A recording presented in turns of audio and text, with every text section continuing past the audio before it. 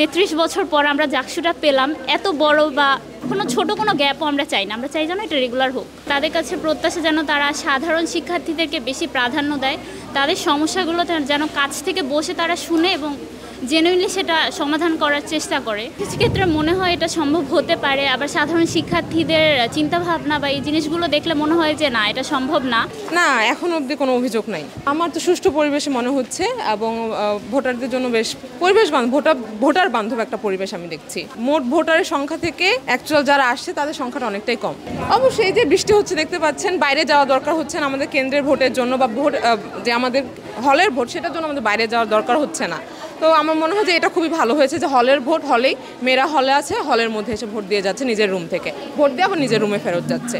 অবশ্যই ইশতেহার যেহেতু দেওয়া হয়েছে পূরণ তো অবশ্যই করব, কারণ এটা হচ্ছে একটা প্রতিজ্ঞার মতো। আমরা যদি নির্বাচিত হই, যেই নির্বাচিত হবে সে তার ওই ইশতেহারগুলো অবশ্যই মাথায় রাখবে যে আমাকে এই ইশতেহার দেখে আমার ভোটাররা আমাকে ভোট দিয়েছে, আমি তাদের কাছে প্রতিজ্ঞাবদ্ধ এগুলো পূরণ করার জন্য।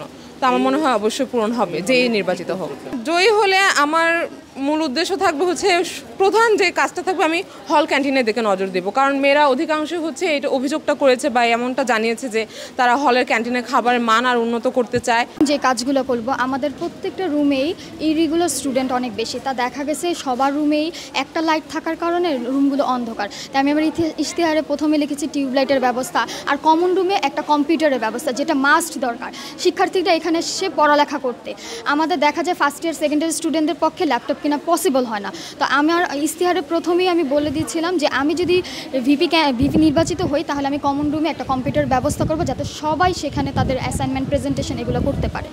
আর হলো আমার মূল উদ্দেশ্য যে আমাদের যে জাহাঙ্গীরনগরে দেখেছেন মেয়েরা কতটা অনাগ্রহী, লিডারশিপ দিতে বা সামনে আসতে, নিজের প্রতি হওয়া অন্যায়গুলো বলতে যে অনাগ্রহী, এটা আমি আমার মাধ্যমে তাদেরকে সাহস দিব। ডাকসুতে একটা অবস্থা দেখেছেন, সেটা নিয়ে কিন্তু খুবই একটা শঙ্কার মধ্যে আসি যে এখানে যদি এরকম কিছু হয়। আপনারা দেখবেন যে আমাদের যে এজিএস জিএস এরা যে দাঁড়িয়েছেন, সবারই কিন্তু অভিযোগ ছিল যে সবারই কমেন্ট বক্সে কিছু না কিছু বুলিংয়ের শিকার হচ্ছেন।